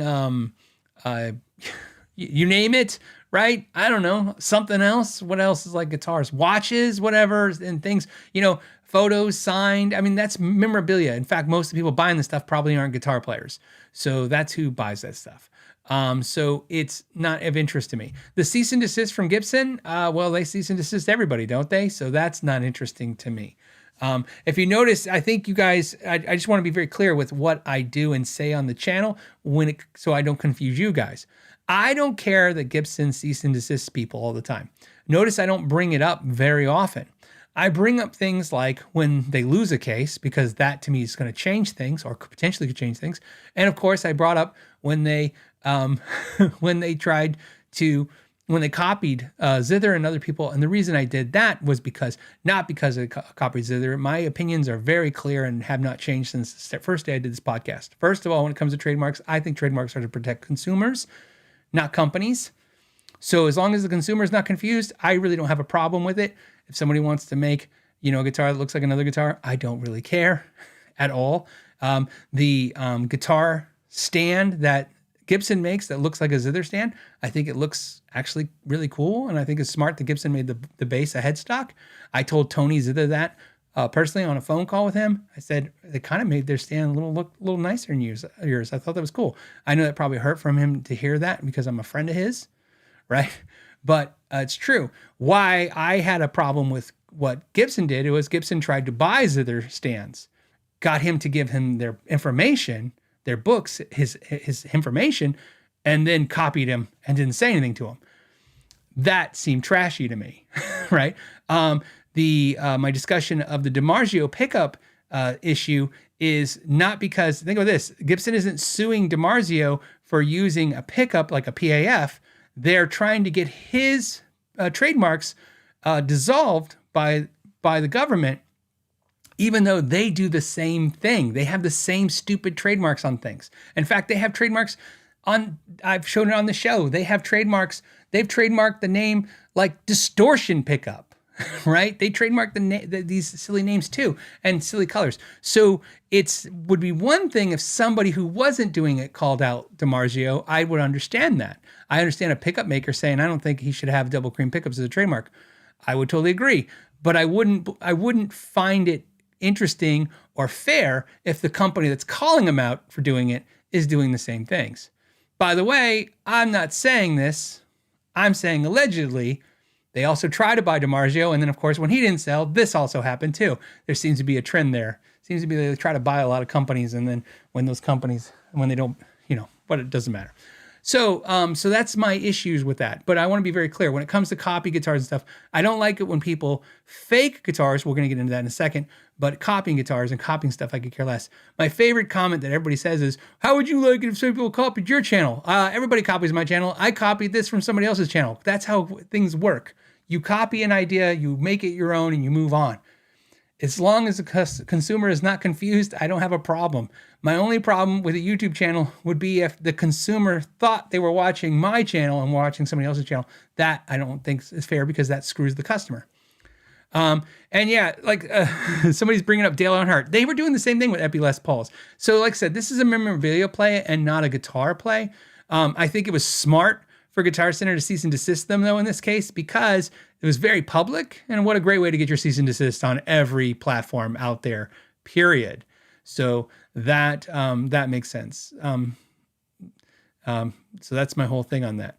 My other thing that I was going to say, I was going to caution you guys about is one of the reasons I don't like talking about this is there's something that I don't like you guys to know because it doesn't make my life any better, but I'm going to say it right now because I love you guys, apparently. If you say my name in a video, I know it. YouTube does this thing because, as you guys know, as soon as you make a video, it automatically takes everything you say, not very accurately, and it puts it in speech to text, right? It puts it in the text. Because they do that, they can send you notifications. I get notifications constantly on my channel that somebody said my name in a video. And it puts a link to the video. You can see this. Pretty much anybody on YouTube, I think, can do this. So I constantly do it all day. The other day, just to give you an example, somebody mentioned my name, and I really enjoyed their channel. In fact, what I'm going to do is give them a shout out. Because, that's what happens. So I go here, community mentions. What's his name? Ted Talks Guitars mentioned me. I watched your video, Ted Talks Guitars. If you see this, it was a really cool video, and I really enjoyed your channel. The other one that was really good, let me pull this up. Maybe not. Let's try this. Hold on, give me a second.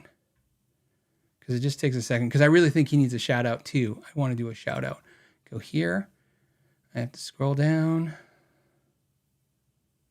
Okay, Average Joe's Guitar Talk mentioned me in a video. So Average Joe's Guitar Talk, let me pull this up and let's do this. Okay, here you go. And I'll share his thing with you. Here it is, Average Joe Guitar Talk. Look, I'm going to subscribe right now. I'm subscribed, Average Joe's. I'm not going to hit my bell notifications. But still, I enjoyed your channel. I watched a bunch of your videos. They were very good. So he mentioned me in this video, and YouTube tells you because they're like, hey, somebody mentioned you in a video because they know what you're talking about. What he said in the video, so you know, was he was saying the frets were really rough, and if Phil McKnight had his sock, it would fail the sock test. That's basically what he said. So really nice. Why I'm telling you this is, this is the other problem with talking about politics on my channel is you're going to get politics in your feed now. That's how all these algorithms work. They know what we're all talking about. So they're going to see like you watch this guy for 2 hours and he was talking about politics, and then it's going to shove politics in your face for the next couple of days. That's why I also don't like talking about politics, because I'm trying to get the hell away from it myself. And I think if you're here, you're also trying to get away from them. But of course, this was guitar related, and that's how it got snuck in. The last part of this is that ties into all of this is this part right here, since we covered all the other stuff, was I did post this on my Instagram stuff because they seized $18 million, we'll talk about that in a second, worth of fake Gibson guitars. It was 3,000 fake Gibson guitars, and if you saw my thing on Instagram, some of them were Fenders. So apparently they weren't all Gibsons because there were some Fenders in there, but and of course they used this because they wanted the title, right? It makes sense. It's really $18 million. It's $18 million if all those Gibsons would have sold for the real price, the full Gibson price. But obviously at 3,000 guitars at Gibson prices would be a much lower number, not even $1 million. So they seized these guitars, and this happens quite a bit. This happened a couple years ago too. They probably do a lot, but this one was big enough to get on their radar. This is what I don't like. So, I don't like fakes. to me, the difference between a copy and a fake, copying somebody's thing, like making a guitar looks like a Les Paul and making it cheaper or making it better, as long as it's not confusing the customer. To me, the biggest confusing thing is if the logo looks the same. I would not enjoy it if Ford was able to stop. I have a Honda Ridgeline. I like it. I really like it. If Ford was able to stop Honda from making my Ridgeline, I'd be very upset. And because in no way do I think I'm driving a Ford truck. In no way. I wouldn't confuse. There's no like, no one could walk up to me and go, Phil, did you know that's not a Ford F-150? I'm like, what? But what about the trunk? What? It has a trunk. Like, it's because it looks like a truck because it's a truck. And of course that's what I'm saying. I think as long as there's no consumer confusion, I think they should be able to do what they want. And that's why I don't like it when they put fake logos and fake headstocks on things. Cause then again, you guys will say, well, as long as they know it's a fake, it's okay. I agree with that. My problem is that most of the time they don't know, or a lot of the time they don't know. I don't know. There's, what else? Is that it? Did I cover all those subjects? That's the things I want to cover. They came up a lot, by the way. And I don't want to I didn't want you guys to think I was ditching those subjects. I just wanted to go over them. I told you what I've found interesting, but mostly also explain why I'm not really keen on anything like that kind of stuff. The other thing that came up, which only takes 5 seconds, is tariffs. That came up a lot. Here's what I'm going to tell you. Don't take advice, political or financial advice from a guitar YouTube channel. None of them. And I probably would even go a little into that. A little, because it's a little bit into because we do talk about the economics of this channel. But to be honest with you, lately I feel like too many of the guitar channels that I've been watching have been too political, and I'm kind of sick of it. Because again, I'm kind of just trying to get the hell away from it. I literally grab things to get away from things, and then when they bring it up, so I'm not gonna bring it up here for that reason. I just want to get away from it. But I don't want you guys to. I want you guys to know why, so at least we know what's going on. What else? This one's from Christian, who says, hey, ever notice how the best guitar players tend to stick to one or two guitars? Yeah, I think that's real common. I like to be familiar with my guitar very much. That's why I play one guitar a lot. I tell you guys all the time, I have one guitar, like my Delos that I play all the time. Before that was my Strat, same thing, same common feel. It's a little trickier. When I do Guitar of the Week, it's a little trickier to play, a Les Paul this week and another guitar last week. I think a lot of guitar players who play different guitars are doing it for the sound more so than just, the feel. Sometimes it's feel, but a lot of times it's the sound. And a lot of times it's look. So if you notice guitar players, like if you've been playing the same song for 20 years, sometimes it might be fine to change a bunch of guitars on stage for the look. But I think there's I think there is a really good point to playing the same guitar all the time.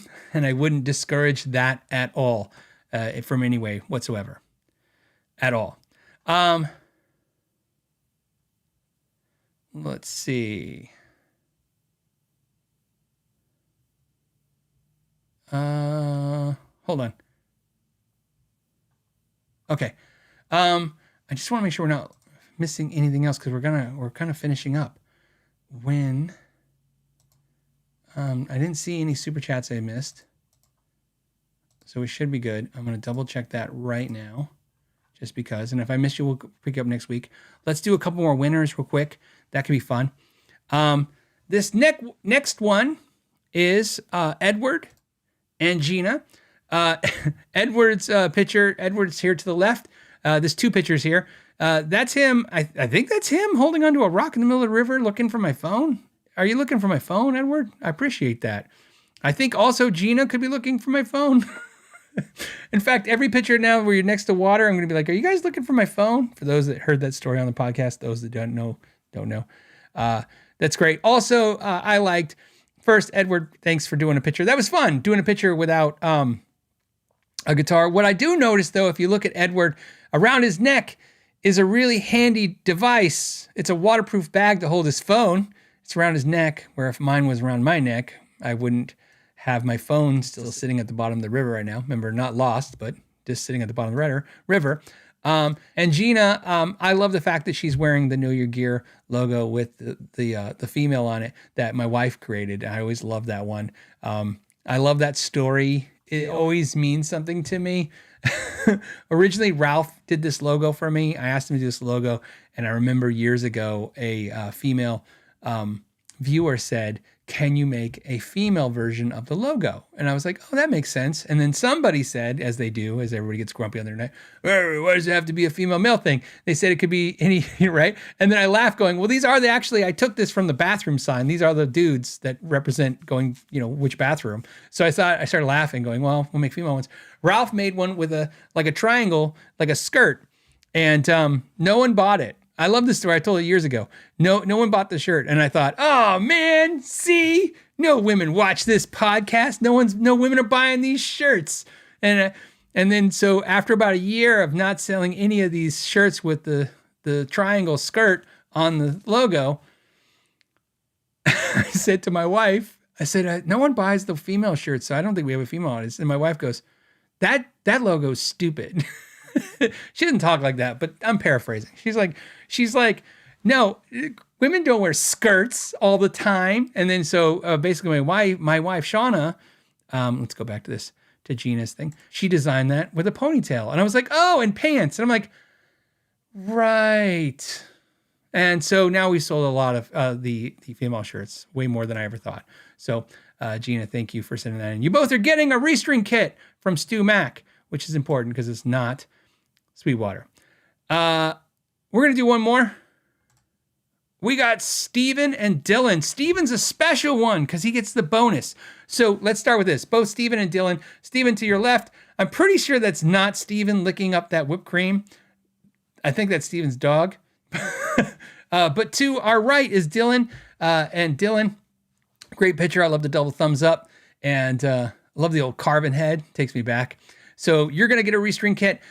Steven, with your dog licking up the whipped cream, or the whipped cream. By the way, we call it in my house whipped cream.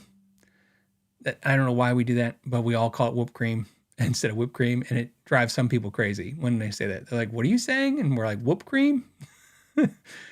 I don't know why we all do it. And I don't know where we got it from, but we just say it. Anyways, back to Steven. Steven has a PM Delos in the picture. And I said, if you guys send a picture and I liked it and I picked it and it has a Delos, you get a bonus. So Steven gets a restring kit from Stu Mac, just like Dylan. But Steven also gets one of these Know Your Gear work shirts. You're going to get a special work shirt. So I think they're like $70 bucks, $80, whatever they are. So that's what you're going to get as a bonus to say thank you for having a PM Delos, which I can't point to. So thank you to you guys. So there, as I said, some extra winners and stuff. Really cool. I picked Steven's thing. I should tell you this because I picked Steven's picture mostly because I wanted Shauna to see this, because the other day we were at, I forget the name of the Dutch Bros. We're at Dutch Bros Coffee. So my wife and I are at Dutch Bro Coffee. We're getting coffee.